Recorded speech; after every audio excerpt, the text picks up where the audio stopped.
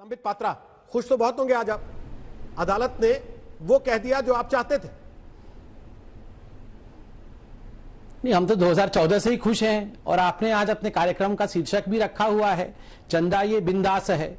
चंदा ये बिंदास है, कांग्रेस परमानेंट उदास है। 2014 से ये उदास है, इसमें हम क्या करेंगे। देश के सर्वोच्च न्यायालय ने आज अपना न्याय सुनाया, उस पर भी ये उदास हैं। तो जाएं, यूनाइटेड नेशन खुला हुआ है, रात को 12 बजे यूनाइटेड नेशन का दरवाजा खटखटाएं। खुला हुआ है इंटरनेशनल कोर्ट ऑफ जस्टिस। अगर चीफ जस्टिस पर प्रहार करना है, आपको विश्वास नहीं करना है सुप्रीम कोर्ट पे, तो उस पर डिबेट क्या करना है। देखिए, मैं 2-3 चीजें इसमें बारीकी से रख देता हूं। और हिंदुस्तान की जनता को पीएम केयर फंड के विषय में जानने का पूर्ण अधिकार है, संपूर्ण अधिकार है। इसलिए मैं आपको बता देता हूं कि pmcares.gov.in में आप जाके कोई भी जानकारी, कितना पैसा इकट्ठा हुआ, कहां कहां पैसा जा रहा है, किस कानून के अंतर्गत इसे खोला गया, ये सारी जानकारियां जनता के लिए है।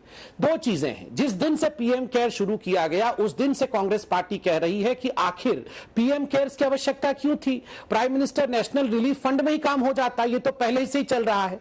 रोहित जी, ये जो पीएम नेशनल रिलीफ फंड था, ये 1948 में उस समय के कांग्रेस के प्रधानमंत्री के केवल एक मौखिक ऑर्डर, ओरल डिक्टेशन से आरंभ किया गया था। और आपको जान के आश्चर्य होगा, और मैं देश की जनता को बता दूं, उसमें यह ऑर्डर दिया गया था कि चाहे सरकार किसी की भी भविष्य में क्यों ना हो, उसकी जो अध्यक्षा होंगी, प्रधानमंत्री के साथ साथ कांग्रेस पार्टी के अध्यक्ष उस बोर्ड में सदैव मौजूद रहेंगे। मतलब जब तक सूरज चांद रहेगा तब तक कांग्रेस का अध्यक्ष रहेगा, अर्थात हमेशा के लिए कांग्रेस विद्यमान रहेगी।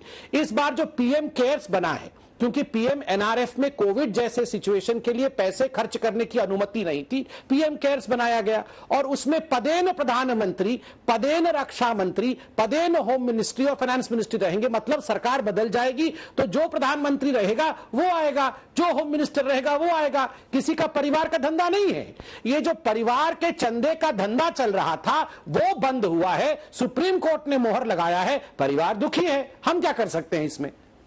डॉक्टर उदित राज, पहले राफेल पर अदालत में गए, अदालत ने सरकार को सही ठहरा दिया।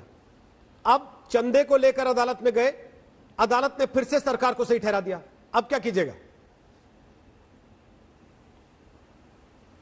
देखिए, ऐसा है कि राफेल के मामले में जेपीसी की मांग की गई थी, तो राफेल में सब कुछ सही था या है, तो जेपीसी के लिए अभी तैयार क्यों नहीं हो जाते। और मेरे दोस्त पात्रा जी ने जवाब नहीं दिया सवाल का, बात कहीं आगे और पीछे करने लगे कि आरटीआई में जवाब क्यों नहीं देते। अगर सब कुछ वेबसाइट पर है तो आरटीआई का जवाब दीजिए, एक बात है।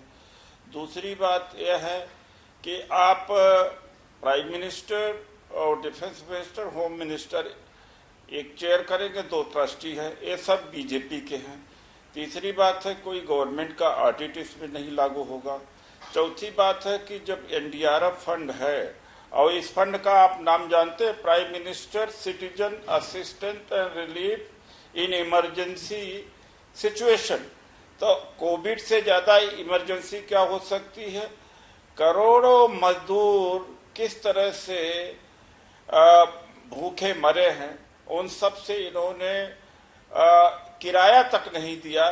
तो ये फंड किस काम के लिए बना था। नाम तो कोविड था, लेकिन कोविड में कुछ किया नहीं इन्होंने। क्या किया है कोविड ने, तो इसका कोई जवाब इनके पास में नहीं है। जब एनडीआरएफ है, प्राइम मिनिस्टर रिलीफ फंड है, तो तीसरा आज तक कोई प्राइम मिनिस्टर ने नहीं एक प्राइम मिनिस्टर ने कोई ऐसा फंड बनाया हो जिसका सरकार ऑडिट, सीएजी का अधिकार न हो ऑडिट करने का, और आरटीआई के अंदर न आया हो, ये बता दे। ये पहले बार ऐसा है। और चौथी बात एक बता दूंगा कि मैं साफ कहता हूं कि सुप्रीम कोर्ट का जो फैसला है वह जरूरी नहीं है। प्रशांत भूषण ने कौन सा गलत काम किया जो कंटेम्प्ट में किया जा रहा है। सुप्रीम कोर्ट भी one of the frontal organization BJP का कर रहा है। कई ऐसे जजेज हैं, मैं एक नहीं दर्जनों जजमेंट मैं कर सकता हूं, जजेज के सामने भी कह सकता हूं कि they have they have not given delivered the justice. आज सुप्रीम कोर्ट को डॉक्टर साहब, जनता के ये जो फंड है डॉक्टर उदित ये राज, कहा गया ट्रांसफर करने के लिए एनडीआरएफ को काटा नहीं है, तो ये आप लोगों ने भगवान बना दिया जजेस के। जजेस भगवान है, गलती नहीं कर सकते। मैं नहीं भगवान मानता भाई। डॉक्टर उदित राज, हम नहीं कह रहे कि आप भगवान मानिए जजेस को, पहली बात। और दूसरी बात, जिस दिन भगवान पे बहस होगी उस दिन मैं पूछूंगा तो आप भगवान को भी भगवान नहीं मानेंगे। इसलिए मसला जज को भगवान मानने या ना मानने का नहीं है, मसला इस समय पीएम केयर्स फंड का है। आपको अदालत में यकीन नहीं है सर, अदालत में आपको यकीन नहीं है, यह आपका निजी बयान है। अगर आप अदालत की अवमानना के दायरे में आते हैं तो सर ये आपका निजी बयान है या कांग्रेस पार्टी का बयान है। अगर आज आप ये कह रहे हैं कि हम जजों को नहीं मानते, हम सुप्रीम कोर्ट को नहीं मानते, तो ये आपका बयान है या कांग्रेस पार्टी का? रोज कहता हूँ, मैं रोज कहता हूँ। आप इस समय कांग्रेस पार्टी को रिप्रेजेंट कर रहे हैं, गरीबों के लिए। क्या कांग्रेस पार्टी ये मानती है कि हम सुप्रीम कोर्ट में यकीन नहीं रखते? क्या कांग्रेस पार्टी ये मानती है सुप्रीम कोर्ट सरकार के हाथों बिका हुआ है? ठीक नहीं है, ये जजमेंट ठीक नहीं है। इस जजमेंट को जनता का अधिकार छीन लिया है सुप्रीम कोर्ट के जजमेंट ने, हमारे नेता ने भी कहा है। नमस्कार, मैं हूं अंजना ओम कश्यप। हमें उम्मीद है ये वीडियो आपको पसंद आया होगा।